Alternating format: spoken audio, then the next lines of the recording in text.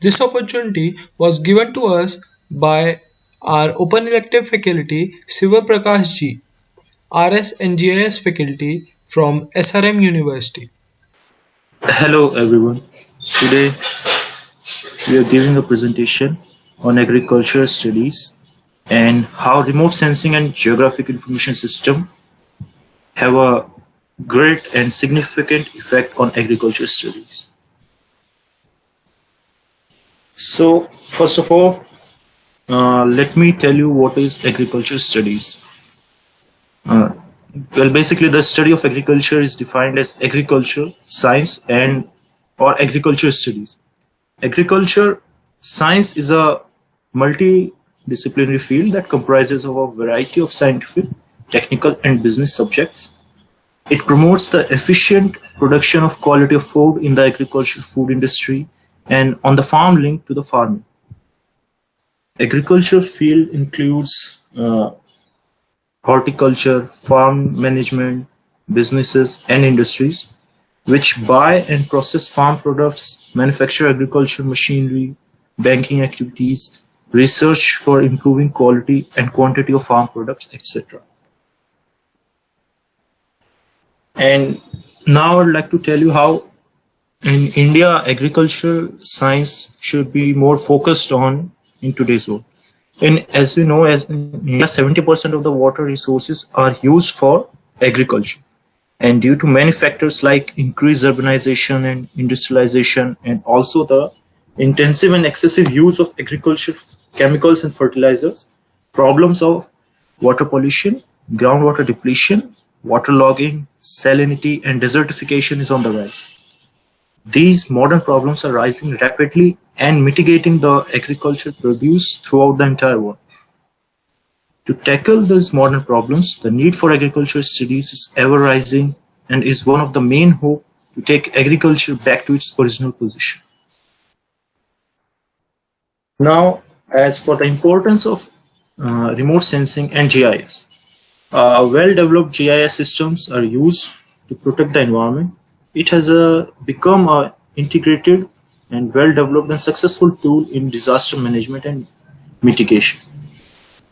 Landslide hazard zonation is the process of ranking different parts of an area according to the degrees of actual or potential hazard from landslides. And this can also be done with, this is also now done with the help of RS and GIS and has been really effective till now. GIS helps to document the need for federal disaster relief funds when appropriate and can be utilized by insurance agency to assist in assessing monetary value of the property loss. And importance of RS and GIS in agriculture particularly are like soil mapping. Soil mapping provides resource information about an area.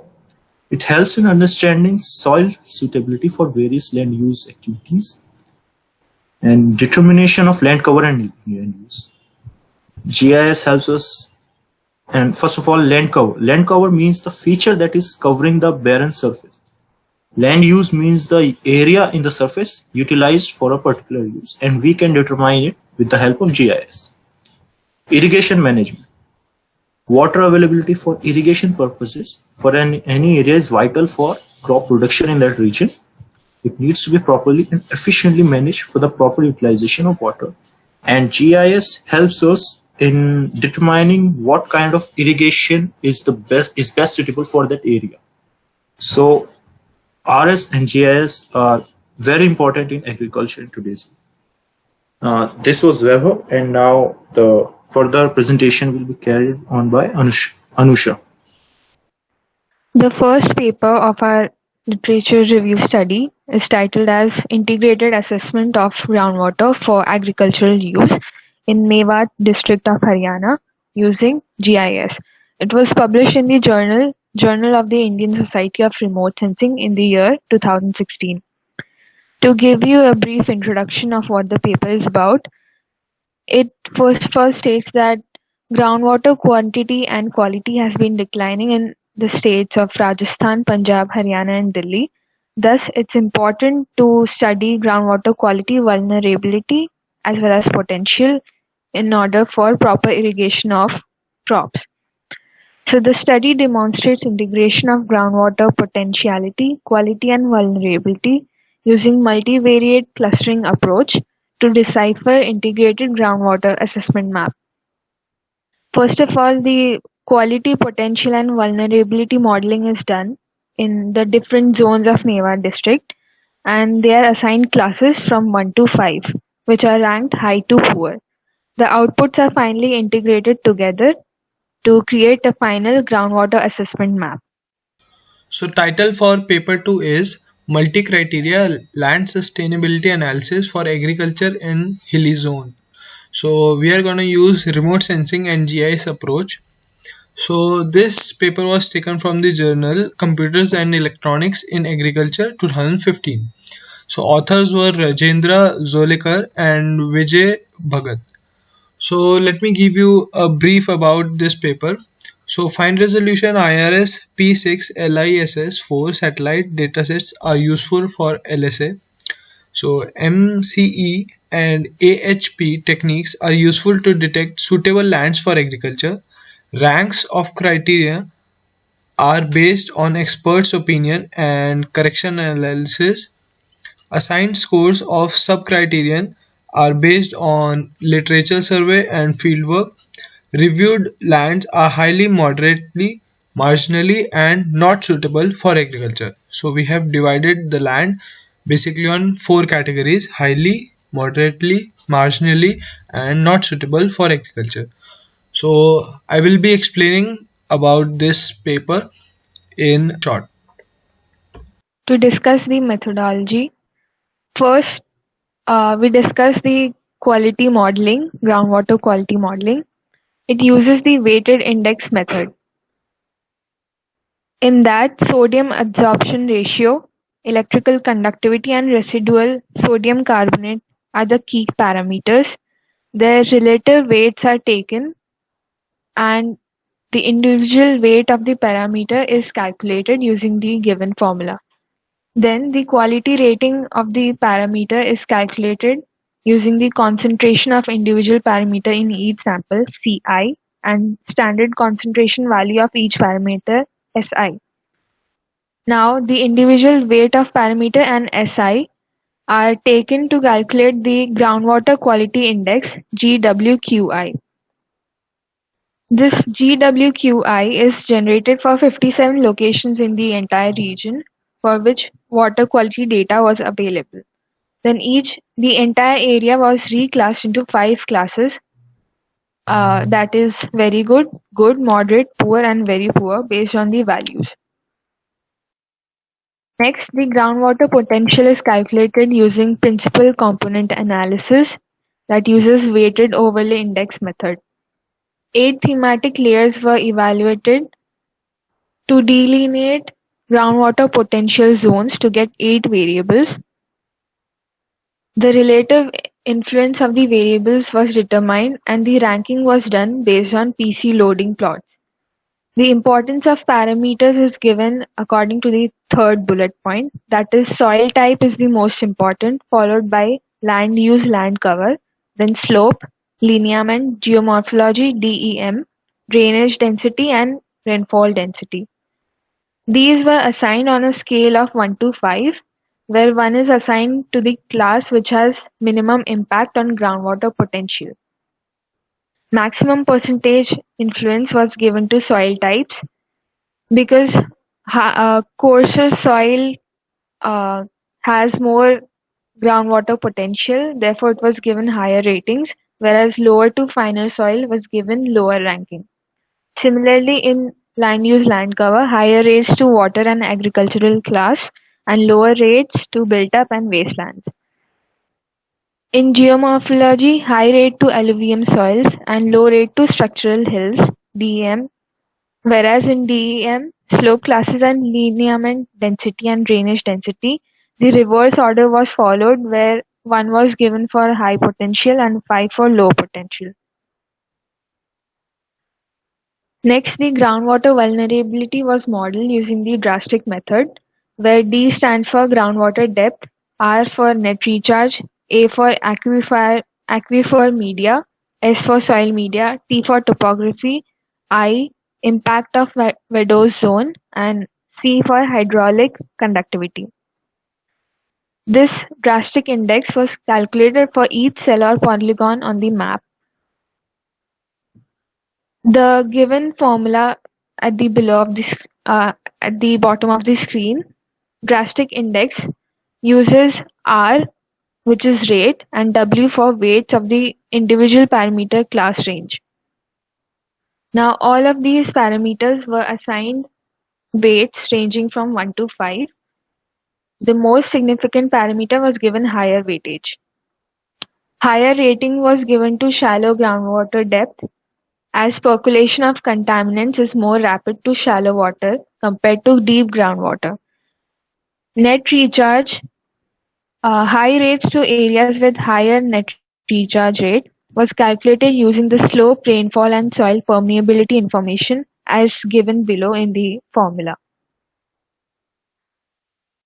Next, all these groundwater quality, potential, and vulnerability data was used to calculate the final integrated map of the groundwater quality. So multivariate clustering was used, which is an unsupervised classification method.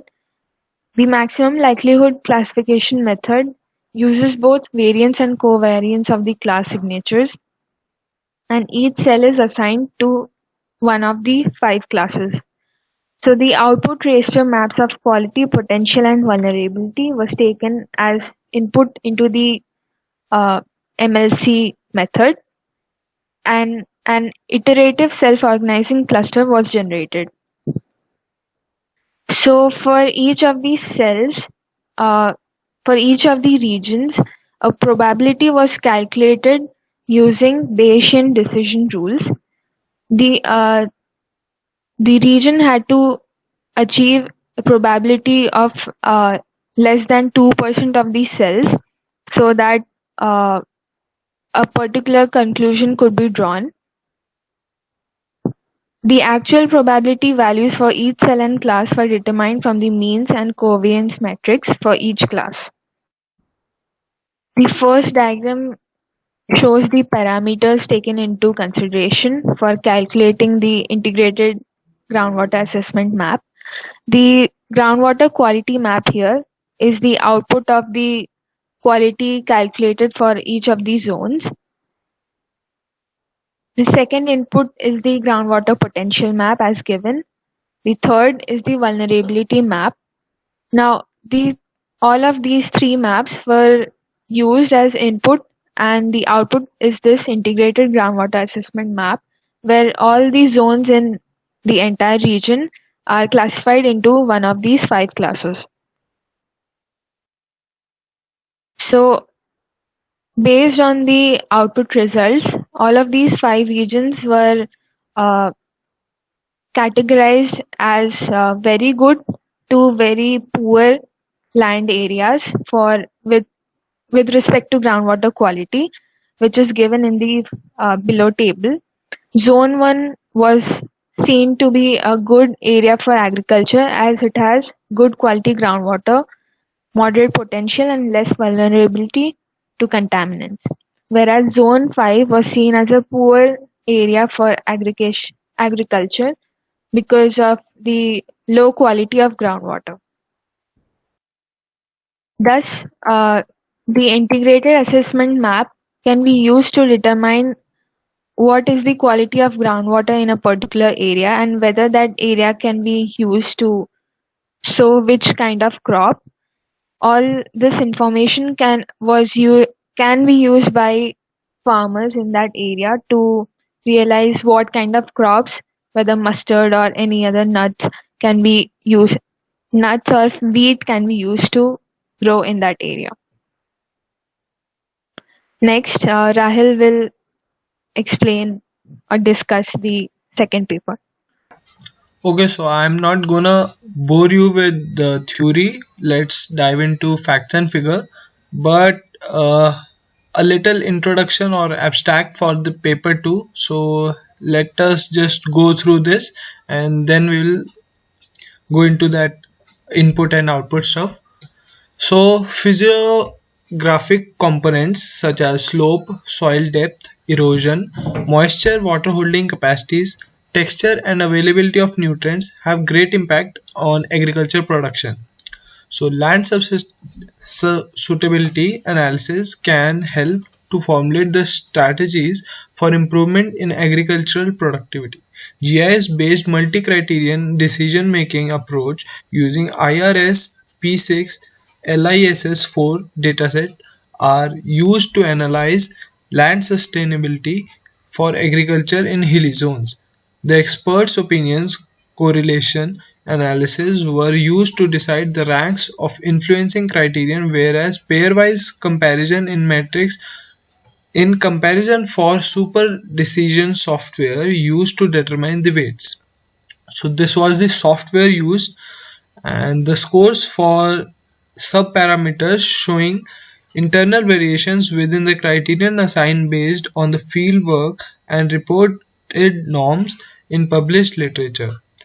So about 17% of reviewed area are classified as highly suitable, 29% in moderately suitable, 16% in marginally, and 38% in not suitable for agriculture.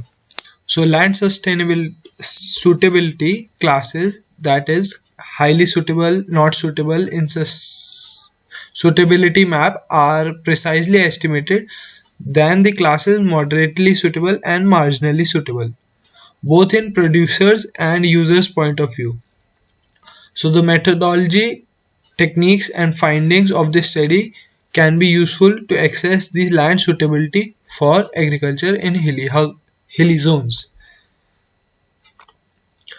So here is some images from the satellites, and we have gathered this information like slope categories. In green it is shown gentle, in red it is very steep, and blue are the water bodies. So in the same way we have another map in showing that the how much land is in already in use, like yellow is for agriculture, which is very minimal, and scrub land or barren land is in white, and already dense forest green is shown in green. So the methodology used is the spatial information regarding selected criteria, that is slope, LULC, and soil qualities like depth, texture, moisture, organic carbon, potential hydrogen, pH values, electronic conductivity, and primary nutrients were used for present LSA in this study. So satellite data was used in preparation of GIS layers, that is LULC, soil depth and soil moisture.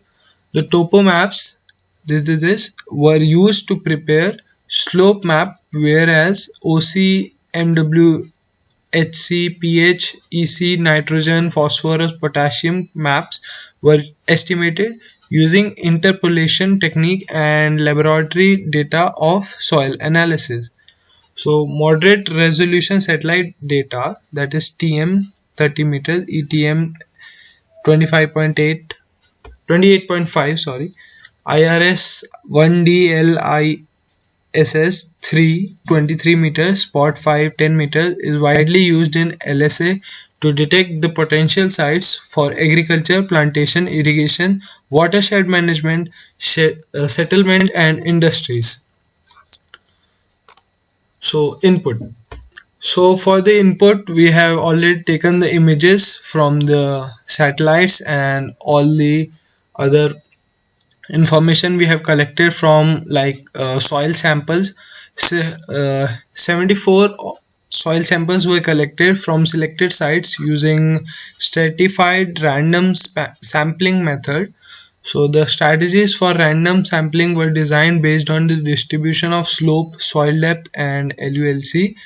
These samples were then analyzed in laboratory to detect physical, that is MWHC, and chemical properties like pH value and nitrogen and phosphorus and other chemicals Then the GPS global positioning system was used to locate the sites to collect soil samples and information regarding LULC and vegetation. So about 158 observation distributed within the suitability classes were collected for accuracy assessments. Now here is some other data regarding the same, like soils with higher or good soil moisture is shown in dark blue, and with less soil or dry soil measurements it is shown in white.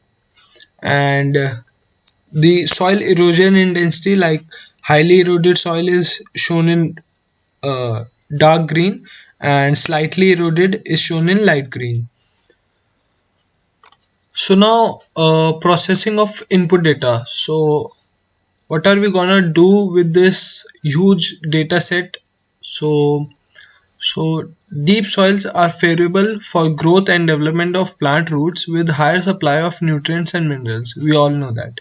So how are we gonna categorize that and know which land is suitable for vegetation and not?